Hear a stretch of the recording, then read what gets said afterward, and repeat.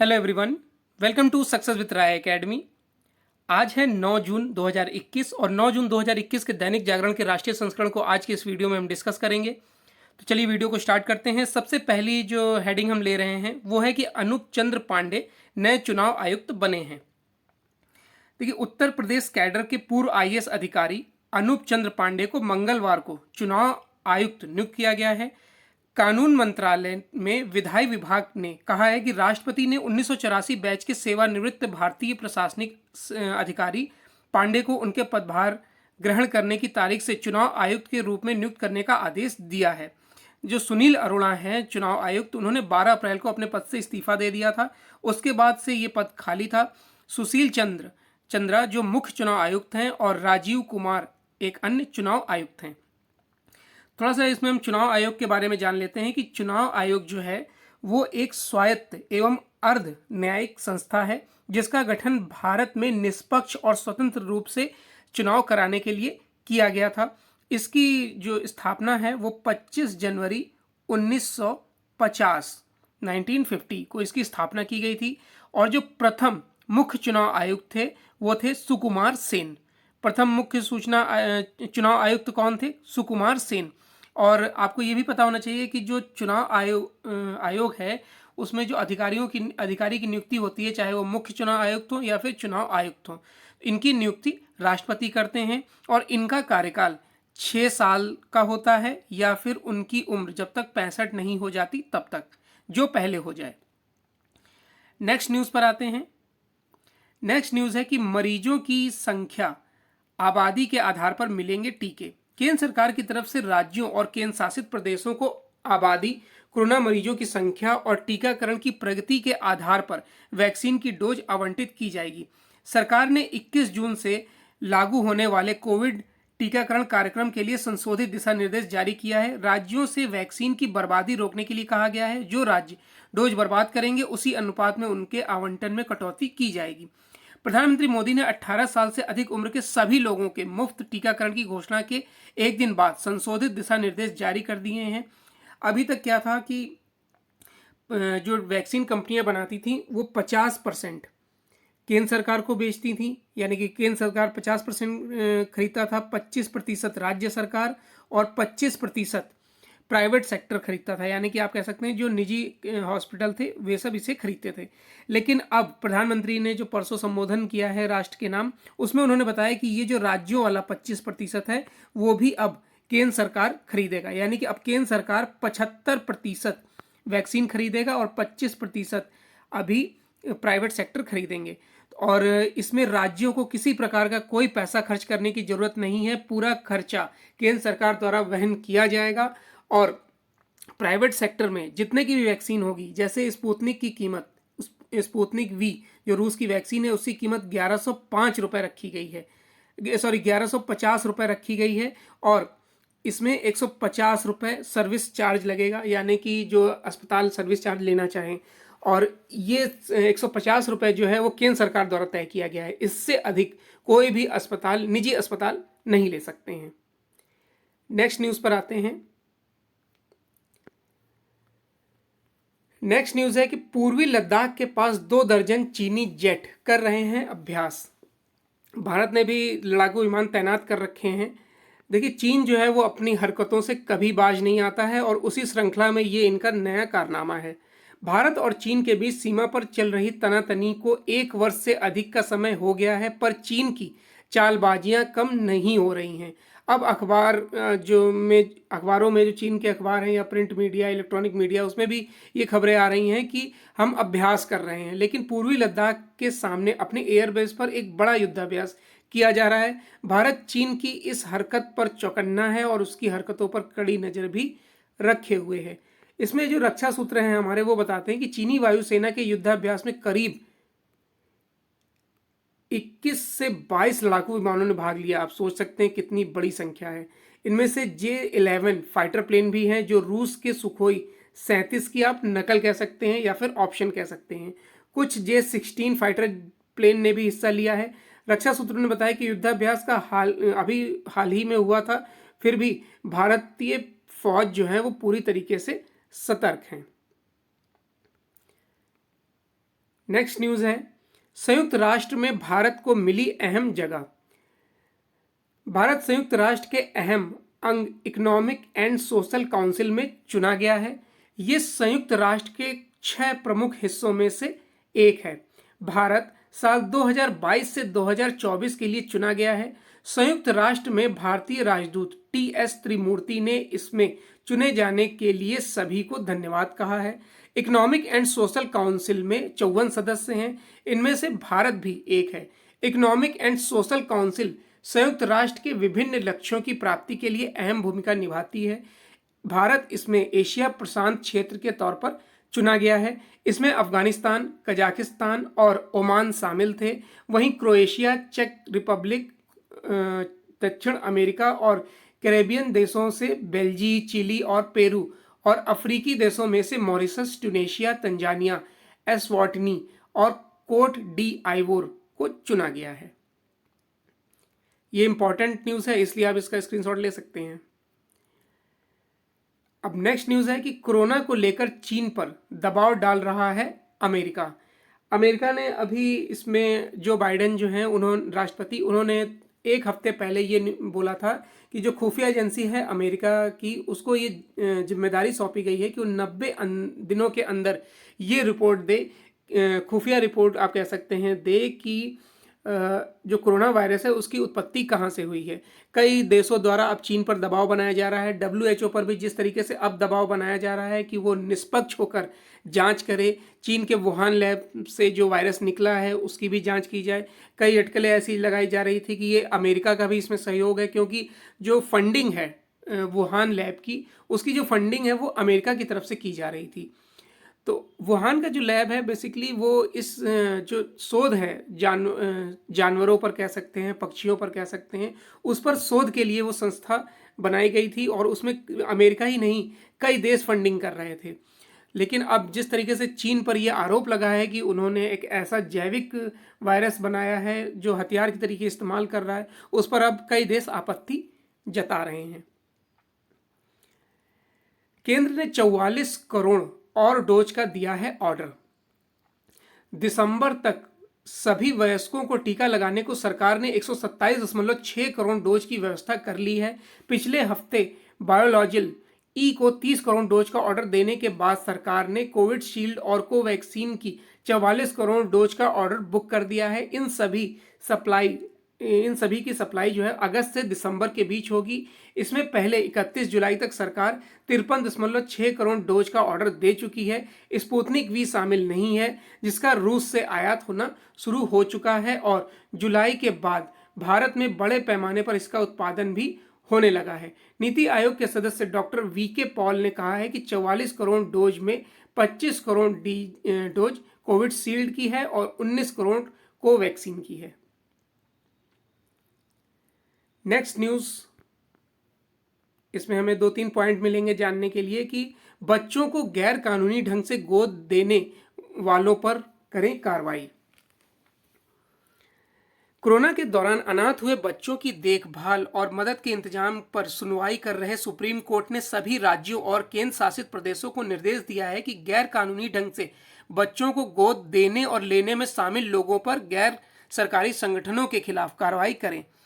इसमें जैसा कि सरकार द्वारा दिशा निर्देश दिए गए हैं कि जो महामारी में बच्चे अनाथ हुए हैं उनकी देख रेख, उनकी पढ़ाई का खर्चा, ये सब प्रधानमंत्री केयर्स फंड से पूरा किया जाएगा। कई राज्य भी इसमें अब आगे आ रहे हैं, उनकी जिम्मेदारी ले रहे हैं। दिल्ली, उत्तर प्रदेश, हरियाणा, पंजाब, राजस्थान सभी ने इस पर आगे आकर जिम्मेदारी ली है और राज्यों में ऐसे बच्चों के लिए लागू सरकारी योजनाएं और जुवेनाइल जस्टिस एक्ट के प्रावधानों का व्यापक प्रचार करने को कहा गया है ताकि लोगों को उनके बारे में जानकारी हो।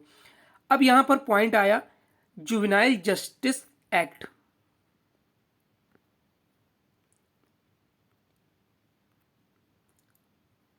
अब जुवेनाइल जस्टिस एक्ट के बारे में हमें जानना है।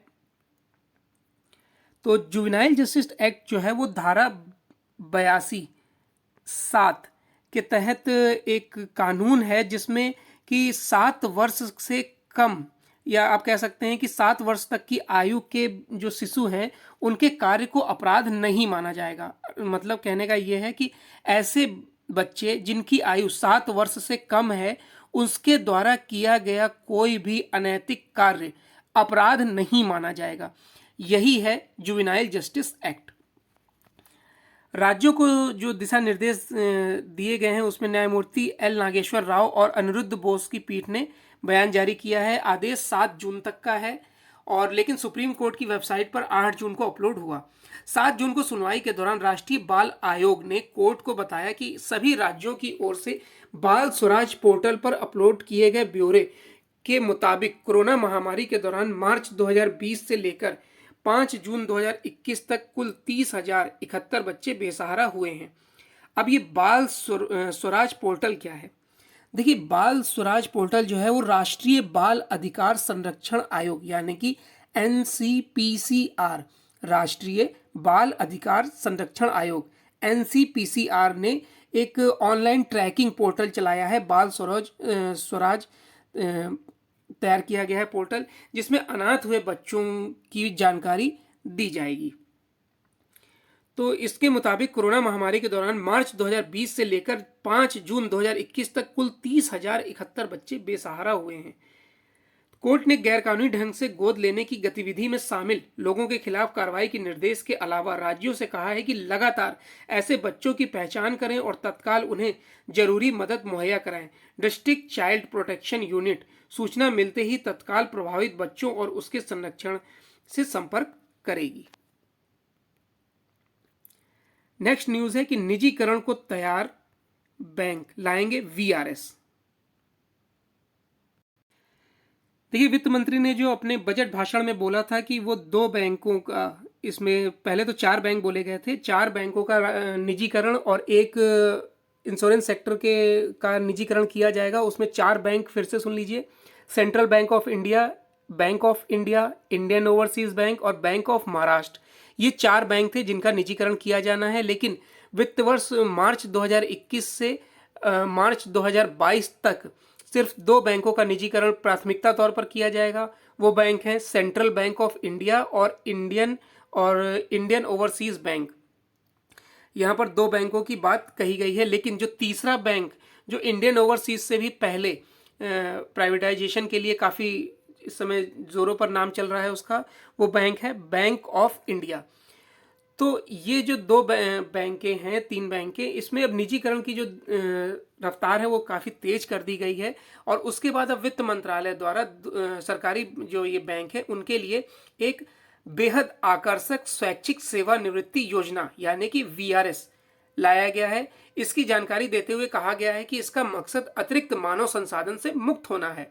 चालू वित्त वर्ष के लिए इस वर्ष 1 फरवरी को पेश बजट में वित्त मंत्री निर्मला सीतारमण ने 2 सरकारी बैंकों और एक साधारण बीमा कंपनी के निजीकरण की योजना की घोषणा की थी।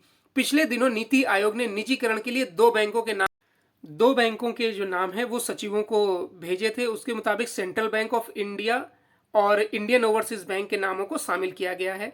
और इसमें आगे भी जो बैंक प्राइवेट किए जाएंगे उनके भी कर्मचारियों को VRS देने की बात चल रही है। सबसे पहले आपको पता होना चाहिए कि VRS क्या है। VRS का फुल फॉर्म होता है वॉलेंट्री रिटायरमेंट स्कीम, जिसका सीधा मतलब होता है कि स्वैच्छिक रूप से सेवानिवृत्त होना। एक कर्मचारी जो 50 वर्ष की आयु पूरी कर चुका हो या जो 20 साल तक सर्विस कर चुका हो यानी कि क्वालिफाइंग सर्विस पूरी कर चुका हो, वो VRS ले सकता है। तो अब इसमें आप देखिएगा, जो लोग प्राइवेट नौकरी नहीं करना चाहेंगे इन दोनों बैंकों के, वो जाहिर सी बात है कि VRS ले लेंगे। अब पहला बैंक है सेंट्रल बैंक ऑफ इंडिया। इसके बारे में जान लेते हैं, जिसकी स्थापना 21 दिसंबर 1911 को हुई थी और इसका मुख्यालय मुंबई में है। इसका राष्ट्रीयकरण 1969 को हुआ था। इसकी ब्रांचेस जो हैं वो 27 राज्यों और 4 केंद्र शासित प्रदेशों में है। 3,563 इसकी ब्रांचें हैं। इसकी जो टैग लाइन है वो है सेंट्रल टू यू सिंस 1911, इसकी टैग लाइन है। और इसके जो पहले अध्यक्ष थे वो थे फिरोज शाह मेहता। वहीं पर अब हम बैंक ऑफ इंडिया की बात करते हैं। तो बैंक ऑफ इंडिया की जो टैग लाइन है वो है relationship beyond banking, relationship beyond banking. और इसकी 29 विदेशी शाखाएं हैं और भारत में इसकी 4,293 शाखाएं हैं। बैंक ऑफ इंडिया जो है वो स्विफ्ट यानी कि society for world wide inter bank financial telecommunication का संस्थापक सदस्य है। यानी कि बैंक ऑफ इंडिया जो है वो स्विफ्ट का संस्थापक सदस्य है और बैंक की स्थापना 7 सितंबर 1906 को हुई थी और इसका मुख्यालय भी मुंबई में है। और इसकी जो शुरुआत है वो मुंबई के कुछ चुनिंदा प्रतिष्ठित व्यवसायियों द्वारा की गई थी। इसका भी राष्ट्रीयकरण 1969 में किया गया था।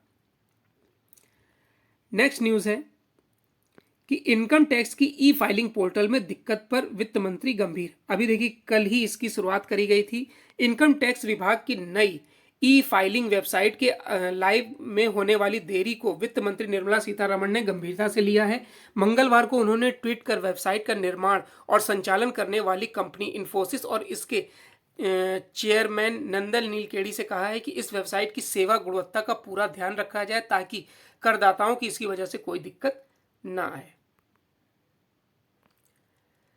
नेक्स्ट न्यूज है कि विश्व बैंक ने घटाया भारत का विकास दर अनुमान। विश्व बैंक ने चालू वित्त वर्ष 2021-22 के लिए भारत का जो विकास दर अनुमान है वो घटा दिया है। बैंक के अनुसार चालू वित्त वर्ष में भारत की सकल घरेलू उत्पाद विकास दर 8.3% रहेगी।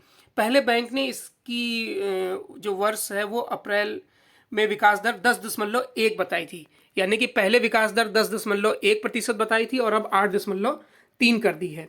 बैंक ने अगले वित्त वर्ष यानी कि अप्रैल 2022 से 2023 तक इसकी विकास दर 7.5% बताई है और 23-24 के लिए 6.5% बताई है।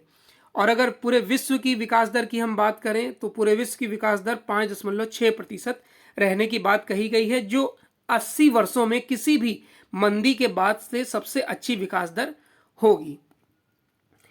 विश्व बैंक जिसने ये रिपोर्ट दी है उसके बारे में थोड़ा सा जान लेते हैं कि विश्व बैंक जो है एक विशिष्ट संस्था है जिसका मुख्य उद्देश्य सदस्य राष्ट्रों को पुनर्निर्माण और विकास के कार्यों में आर्थिक सहयोग देना है, खासतौर पर विकासशील देशों को जो अभी विकसित नहीं है। इसकी स्थापना जुलाई 1944 में की गई थी। हेडक्वार्टर वाशिंगटन डीसी में है और इसके प्रेसिडेंट हैं डेविड मॉलपास।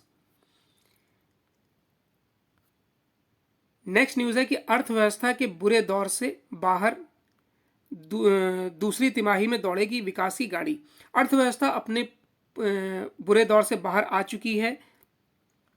कोरोना संक्रमण के मामले में तेजी से होने वाली गिरावट के साथ देश के सकल घरेलू उत्पाद यानी जीडीपी के प्रमुख हिस्सेदारी रखने वाले राज्यों में हो रहे अनलॉक से फिर से रिकवरी की गाड़ी चल पड़ी है। नोमुरा इंडिया के बिजनेस सूचकांक भी इसके संकेत दे रहे हैं। गत 6 जून को समाप्त सप्ताह में बिजनेस सूचकांक 69.7 के स्तर पर पहुंच गया था, जो इससे पूर्व के सप्ताहांत में 62.9 के स्तर पर था।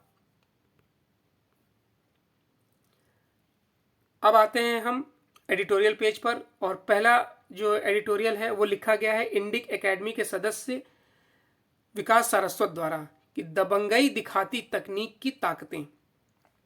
यानी इसमें फिर से सोशल मीडिया की तरफ इशारा किया गया है और जिस तरीके से सोशल मीडिया अब दबंगई दिखा रहा है और कई बार आईटी कानूनों को, भारत के आईटी कानूनों को मानने से इनकार करता है। जब सरकार उसको आप कह सकते हैं हड़काती है तब वो मानता है, चाहे वो उपराष्ट्रपति का ट्विटर अकाउंट वेरीफाई करना हो या 26 जनवरी को जो आंदोलन, किसान आंदोलन का उत्पात हुआ उसको हटाना हो। ये सब बातें केंद्र सरकार की सख्ती के बाद ही निर्णय लिया जाता है, जो उस काल को याद दिलाता है जो पुर्तगालियों द्वारा शुरू किया गया था और अपनी मनमानी के तौर पर शुरू किया गया था। यूरोप से उपजा उपनिवेशवाद जिस अहंकार और स्वदेशी संवेदनाओं के दमन में निहित था, उसका पता उपनिवेशवाद को उचित ठहराने वाली समकालीन मानसिकता से मिलता है। अमेरिकी महाद्वीप पर अपने कब्जे को जायज ठहराने के लिए स्पेन ने उस जनादेश का सहारा लिया जिसके तहत पोप ने गैर ईसाई विश्व पर ईसाई शासकों का नैसर्गिक अधिकार घोषित किया था। मूलतः आर्थिक कारणों से उपजे उपनिवेशवाद को सिर्फ ईसाई रूढ़वादियों का ही समर्थन प्राप्त नहीं था। जॉन स्टुअर्ट मिल जैसे उदारवादियों ने भी कई प्रकार के तर्क देकर उपनिवेशवाद का बचाव किया था। साम्यवाद के प्रणेता कार्ल मार्क्स तो भारत में अंग्रेजी शासन से इतने उत्साहित हुए कि उन्होंने इस उपनिवेशवाद के दो महत्वपूर्ण उद्देश्य भी बता दिए। बिग टेक कंपनियां जैसे फेसबुक, ट्विटर, गूगल, व्हाट्सएप और इनके अरबपति निवेशक उस फहरिस्त में जुड़ गए हैं जो अपनी दबंगई से भारत और अन्य देशों को हाँकना चाहते हैं। जहां पूर्वाग्रस्त पश्चिमी मीडिया पत्रकारिता के अधिकारों का दुहाई देता है, वहीं तकनीकी कंपनियों के निजता के अधिकार और अभिव्यक्ति की स्वतंत्रता को अपना हथियार बनाया है। जिस निजता के अधिकार की दुहाई देकर आज तकनीक कंपनियां भारत सरकार से टकराव की स्थिति में हैं, उसी निजता की अवहेलना पर कर फेसबुक ने कैम्ब्रिज एनालिटिक को लाखों भारतीयों का डाटा बेच दिया था। जो तकनीकी कंपनियां अभिव्यक्ति की स्वतंत्रता का माला जपते नहीं थकती, उनके अपने दफ्तरों में भी स्थिति एकदम भिन्न है। 2018 में करीब 100 फेसबुक कर्मियों ने कंपनी में वाम उदारवादियों की घोर असहिष्णुता के खिलाफ मोर्चा खोल दिया था। ट्विटर के सीईओ जैक डोर्सी ने खुद माना था कि उनके संगठन में वामपंथी झुकाव है और उनके गैर वामपंथी सहकर्मी अपनी राजनीतिक राय रखने से भी डरते हैं। मनमानी और पक्षपात से आगे बढ़कर तकनीकी कंपनियों की सबसे बड़ी समस्या उनका भारत में अलगाववाद और देश विरोधी ताकतों को बढ़ावा और भारतीय कानून न मानने का हट है, चाहे फिर वे कानूनी अपराध सामग्री, झूठे भड़काऊ संदेश, महिला उत्पीड़न के वीडियो आदि के मूल स्रोत जानने से संबंधित ही क्यों ना हो।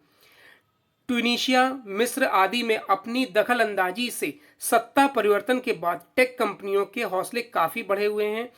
उन्हें लगता है कि जनमानस को प्रभावित करने की उनकी क्षमता के चलते पूरा विश्व पटल उनके लिए खुला मैदान है। वे बड़े बड़े नेताओं और चुनी हुई सरकारों को अपने सामने कुछ नहीं समझते हैं। आधुनिक युग के इन सामंतों में स्टुअर्ट मिल की पेचीदगी, मार्क्स की घातक और किपलिंग की गोरी श्रेष्ठता कूटनीति पर भारी है। सबसे ज्यादा इसमें ट्विटर अब आनाकानी करता है। तो ट्विटर के बारे में जान लेते हैं, जिसकी स्थापना 21 मार्च 2006 को हुई थी। सैन फ्रांसिस्को, कैलिफोर्निया, यूएसए में इसका मुख्यालय है। इसकी खोज जो है वो जैक डोर्से, नोआ ग्लास, बिज स्टोम, इवन विलियम्स द्वारा की गई थी। भारत में इसकी शुरुआत 15 जुलाई 2006 को की गई थी। नेक्स्ट आर्टिकल है हमारा फालतू की याचिकाओं पर समय बर्बाद, और यह आर्टिकल लिखा है राजीव सचान ने कि फालतू की याचिकाओं पर फैसले लेने में सुप्रीम कोर्ट का समय बर्बाद होता है। बीते सप्ताह जब सुप्रीम कोर्ट ने कहा था कि फालतू की याचिकाओं के कारण उसके समय की बर्बादी होती है और उससे गंभीर मामलों को सुनवाई के लिए समय नहीं मिल पा रहा है, तो वे कहानी स्मरण हो आई जिसमें एक साधु एक जुआरी से की जुआ खेलने की आदत छुड़ाने के लिए पेड़ को कसकर पकड़ लेता है और चिल्लाता है कि पेड़ उसे नहीं छोड़ रहा। जब जुआरी हैरत से यह कहता है कि महाराज, पेड़ ने आपको नहीं पकड़ा, आप पेड़ को पकड़े हुए हैं, तब साधु उससे कहते हैं कि तुम्हारी जुआ खेलने की आदत ने भी तुम्हें नहीं पकड़ा, बल्कि तुमने उसे पकड़ रखा है। अच्छा हो कि सुप्रीम कोर्ट को यह समझ आए कि फालतू की याचिकाएं वह खुद ही सुनता है, याचिकाकर्ता उसे अपनी याचिका सुनाने के लिए बाध्य नहीं करते। जब 2-4 फालतू की याचिकाएं सुनी जाती हैं, तब फिर ऐसी याचिकाएं दाखिल करने वालों की हिम्मत बढ़ जाती है। इसके नतीजे में और अधिक फालतू की याचिकाएं दायर होती हैं। न केवल सर्वोच्च न्यायालय में बल्कि उच्च न्यायालय में भी इसकी ताजा उदाहरण वह याचिका रही जिसमें अभिनेत्री जूही चावला ने दिल्ली उच्च न्यायालय में दाखिल किया था। उनकी मांग थी कि 5G के ट्रायल को रोका जाए। दिल्ली उच्च न्यायालय ने जूही की याचिका को कानून की प्रक्रिया का दुरुपयोग करने के साथ ही अदालत का समय बर्बाद करने का भी इस पर आरोप लगाया था। यानी कि वो कह रही थी कि 5G का जो ट्रायल है वो रोका जाए। सबसे पहले वो दिल्ली हाई कोर्ट गई, वहाँ से जब वो केस हार गई और उन पर 12 लाख रुपए का जुर्माना लगाया गया, तो फिर वो सुप्रीम कोर्ट आई। सुप्रीम कोर्ट ने भी इस पर टिप्पणी की कि ये सिर्फ और सिर्फ एक पब्लिसिटी स्टंट है और इस पर सुप्रीम कोर्ट का समय बर्बाद हो रहा है। दिल्ली उच्च न्यायालय ने भी यही पाया था कि सेंट्रल विस्टा का काम, अब जैसे देखिए दिल्ली उच्च न्यायालय में भी सेंट्रल विस्टा जो नई संसद बन रही है उसका काम रोकने के लिए याचिका ईमानदार याचिकाकर्ता जो थे वो ईमानदार नहीं थे, वो राजनीति से प्रेरित थे। इतना ही नहीं, सेंट्रल विस्टा परियोजनाओं को राष्ट्रीय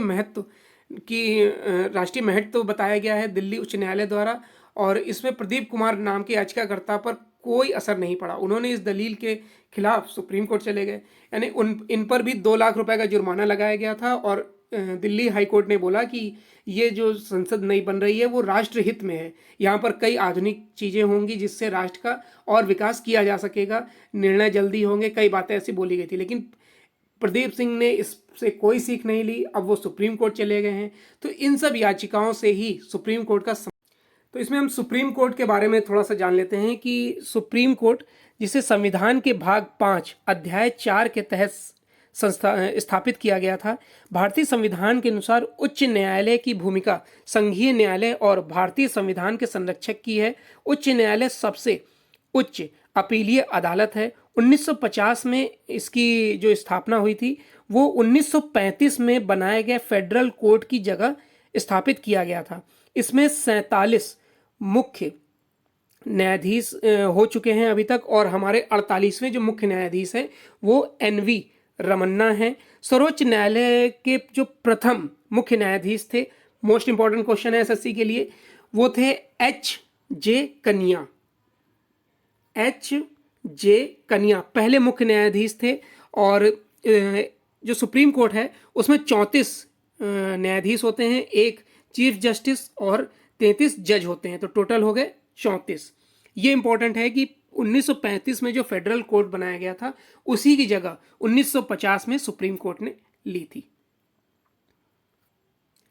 नेक्स्ट है कि जनता की जिम्मेदारी। लॉकडाउन से बाहर आए राज्यों में सार्वजनिक, मतलब ये भीड़ भाड़ से बचने की सलाह अब दी जा रही है, और जनता को जवाबदेह बनाने के लिए इसमें जिम्मेदारी दी जा रही है कि मास्क पहने, 2 गज दूरी का पालन करें, सोशल डिस्टेंसिंग का पालन करें, भीड़ भाड़ से बचें। ये कुछ बातें बताई गई हैं, हालांकि इस आर्टिकल में और कुछ नहीं है। तो ये आज का यानी कि 9 जून 2021 का दैनिक जागरण का राष्ट्रीय संस्करण था। आई होप आपको वीडियो अच्छा लगा होगा। अगर वीडियो अच्छा लगा हो तो लाइक और शेयर कर दीजिएगा। वीडियो देखने के लिए धन्यवाद।